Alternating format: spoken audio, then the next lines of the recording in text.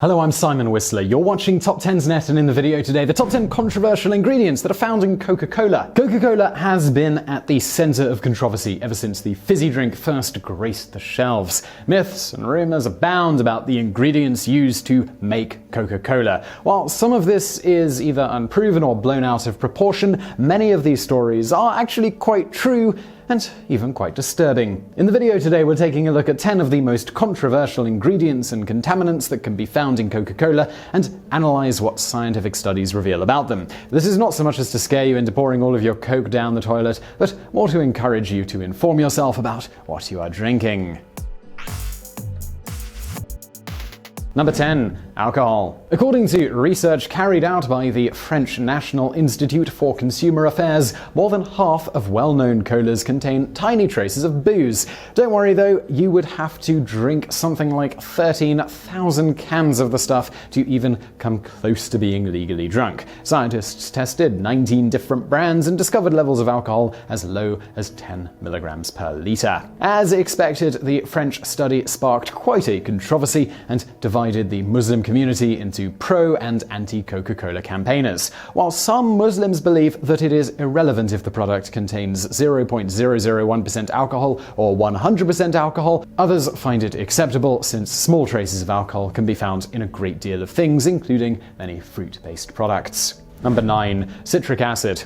Manufacturers commonly use citric acid as a preservative and flavor enhancer. However, contrary to what you might expect, 99% of the citric acid that is added to drinks and foods does not come from citrus fruits. Extracting citric acid from lemons, limes, oranges, and grapefruits is far too expensive for the corporation. And so we get the artificial stuff that you consume every time you sip your Coca-Cola. However, any concerns that the citric acid in Coke is bad for you is both erroneous and the result of an undeserved bad reputation. Basically, a study in the British Dental Journal claimed to find a strong link between carbonated beverages and tooth erosion. Consuming at least 4 glasses of carbonated soft drinks a day was associated with a 252% higher risk of tooth problems in 12-year-olds and a 513% higher risk in 14-year-old children. This is almost certainly not taking other factors into account, as Coca-Cola has a pH of 2.525, Diet Coke has 3.289.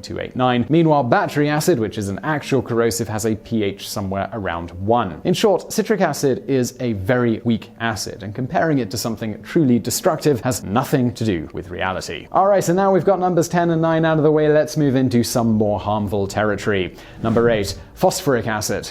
Phosphoric acid is used as an acidifying agent to add tartness to cola. This, combined with the huge amounts of high fructose corn syrup mixed in, both mask and balance the acidity of carbonated drinks. A study was published in the American Journal of Clinical Nutrition which provides reasonable evidence to support the association between consumption of cola and lower bone density. Some studies claim that phosphoric acid lowers the levels of calcium. Moreover, a team of scientists from the US National Institutes of Health has found that drinking 2 or more colas a day doubles the risk of kidney stones. Now, Coca-Cola does contain various acids, but it's really important to point out that they can't dissolve your teeth overnight.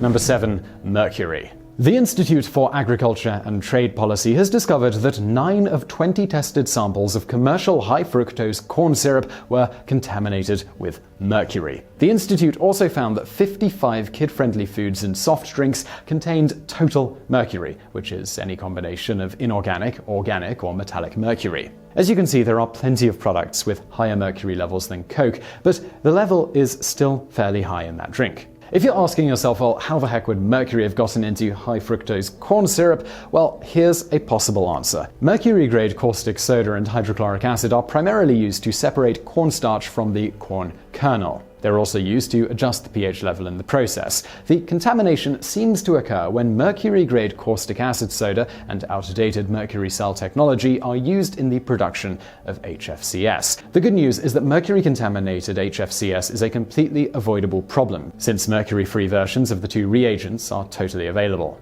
Number 6. Sodium benzoate.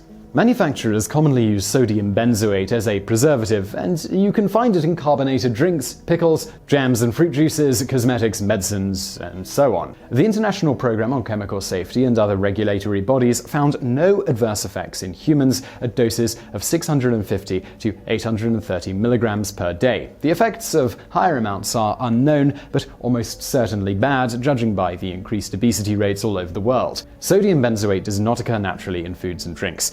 Manufacturers try to confuse consumers by masking these preservatives with labels that say antimicrobial nutrients. If processed foods are not a part of your daily diet, then there's no risk. But we all know what an integral part of a modern lifestyle processed, convenient foods are. Coca-Cola is actually in the process of phasing out the controversial additive in the UK due to consumer pressure, but fruit-based products will still contain it.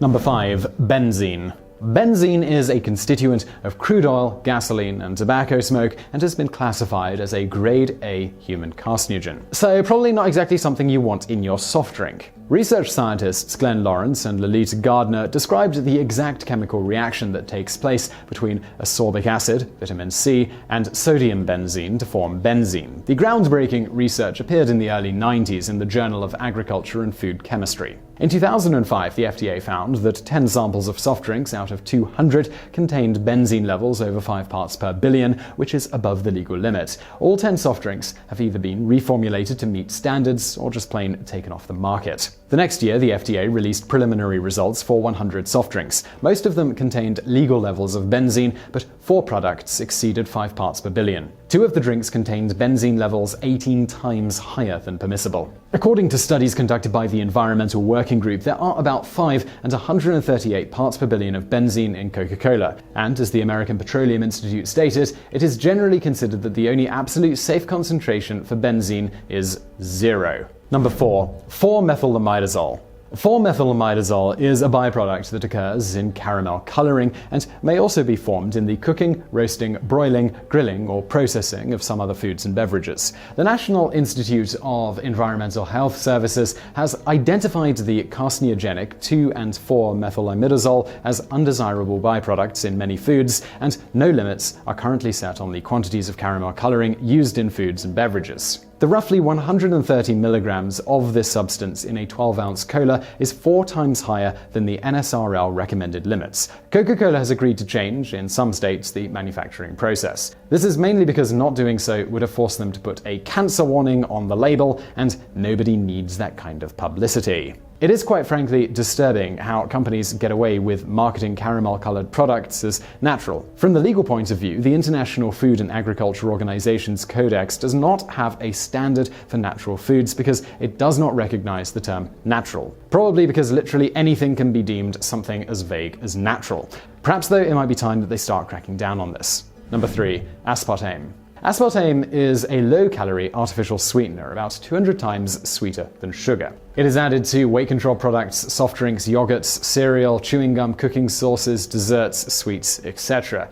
Of course, just because it's popular doesn't mean it's good for you. Diet Coke contains about 180 milligrams of the stuff per 8.3-ounce serving. The bitter truth is that weight control products ruin the body's ability to count calories. Artificial sweeteners like aspartame, when combined with said diet product, mess up the brain's chemistry and stimulate appetite. Number 2. Bisphenol A. Bisphenol A, or BPA, is described as a gender-bending chemical because it mimics estrogen. It binds to the same receptors in a body as natural female hormones do. Bisphenol A is also used to make polycarbonate plastics and line tin cans, and yes, it can also be found in Coke. Canada became the first jurisdiction in the world to declare BPA a toxic substance, and the French Senate unanimously decided to suspend from January 2015 the manufacture, import, and export of all food and beverage containers which include the synthetic hormone. The World Health Organization said there was very strong evidence in animals that endocrine-disrupting chemicals like BPA can interfere with thyroid hormones. This dangerous interaction could cause brain damage, autism, decreased intelligence, as well as attention deficit hyperactivity disorder. In addition, various studies have linked BPA exposure to obesity, neurological issues, breast cancer, prostate cancer, DNA methylation, reproductive system malfunctions, and birth defects. Coca-Cola is under a lot of pressure to do something about this, after 26% of its shareholders demanded more information on how the company is addressing the risk of BPA. Thus far, they've rejected the call. Number 1. High fructose corn syrup. High fructose corn syrup was introduced to the American market in 1967, and its consumption has exploded since. It is the main ingredient in Coca-Cola, with over 18 cubes of the stuff per liter. This is really not a good thing. Food safety agencies from all over the world classified high fructose corn syrup as safe and no different from regular old cane sugar. The problem is both HFCS and cane sugar can be dangerous, especially when consumed in high doses, which Coca-Cola's marketing team obviously want to be the case. A research team from Princeton University has demonstrated that the long-term consumption of HFCS leads to weight gain, abnormal increases in body fat, and a rise in triglycerides. These are well-known risk factors for diabetes, cancer, high blood pressure, and coronary artery disease. To preserve the health of its people, Venezuela banned Coca-Cola because the so-called liquid candy was simply too unhealthy. And as delicious and refreshing as Coca-Cola can be, perhaps it should be drunk in moderation. So I really hope you enjoyed that video, and don't forget to subscribe to this channel for brand new videos every day of the week. Also, I've got another channel, it's called Biographics. It's biographies of notable people from the present day, as well as history from Elon Musk to Osama bin Laden. You can check it out through the icon on the screen now. But if you want something else to watch right now, why not check out another TopTenz video or a Biographics video over there on the right. And as always, thank you for watching.